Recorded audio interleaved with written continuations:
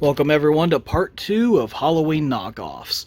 Let's get this started with Coda from 1987. This Australian slasher has many titles. Most familiar are Coda, Symphony of Evil, and Deadly Possession. After answering the door and immediately being attacked by someone in a Ben Tramer mask, a woman is thrown out a window and then the score starts. And we realize why this movie made the list. Here's a sample of the score.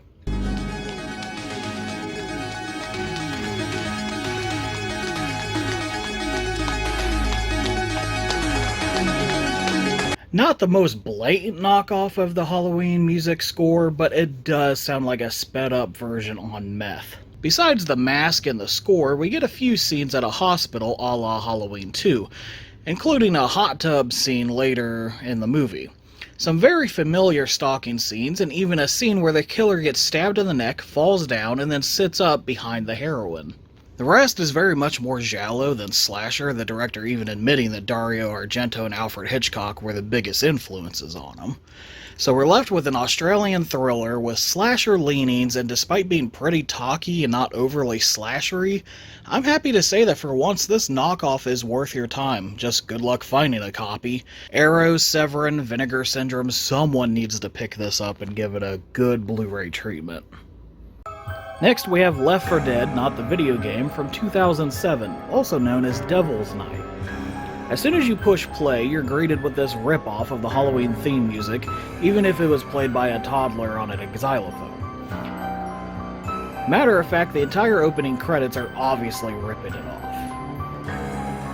But other than the score, a few shots of the killer stalking from a distance, and it taking place around Halloween, and having Danielle Harris in a limited role, and it having the H2O ending, this is just another dull, by-the-numbers, forgettable slasher that has more to do with I Know What You Did Last Summer or House on Sorority Row plot-wise than anything relating to the Halloween franchise. On the plus side, there's lots of titties!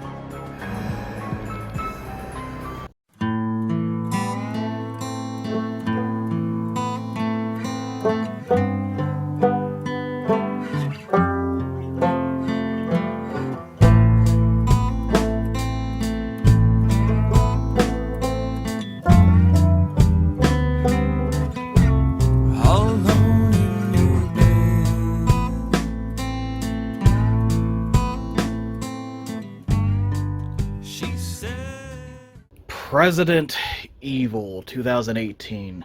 Cringe the movie. Basically Halloween if Michael Myers was Trump being a racist piece of shit, so Trump.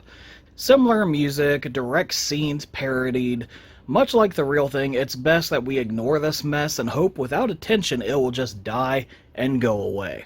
Freak from 1999. The only copy I could find was of real bad quality, audio and video. Everything was blurry and mumbled and awful in every way. Then again, that could be every copy for all I know.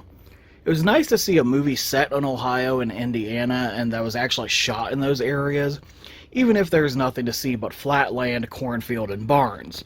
But when you live somewhere and then you see that a movie was shot there, you know if it was actually shot there, or if you have something like A Nightmare on Elm Street where it says it's Ohio but there's palm trees everywhere. As for the plot, imagine if Halloween was directed by a nobody, had the budget a step above a home movie, had no score or any background music 99% of the time, all the audio sounds like this, and was mostly 80 minutes of people driving around or talking on payphones. A young boy was born ugly and his abusive mother made him wear a mask and treated him like shit. She dies, he's sent to a mental hospital, grows up, is transported. 40 minutes in, he just walks out of the transport van, kills a couple off-screen, steals the guy's coveralls, has his head wrapped like Michael Myers in the beginning of Halloween 4. And meanwhile, we follow a woman and her little sister who are moving and are awful actors. The freak kidnaps the little sister, not a BioShock reference, and then the guy who let the freak escape to begin with and the big sister drive around even longer trying to find the kid and the freak, and then in the last 30 minutes they walk around a dark house and we can't see shit. They stop the killer, who only killed 2 people off screen the whole movie, maybe his mother, I don't remember or care. They save the kid and then they drive around some more, the end. not the worst made movie, but it's so dull and nothing happens except for maybe like 5 minutes total in the movie. So yeah, definitely hard pass. But alright guys, that's it for this episode of Halloween Knockoffs 2. I hope you enjoyed this one. I hope you're enjoying all the knockoff videos I'm making. If not, fuck you! Whatever. But thanks for watching guys, and yeah, we'll see you on the next one.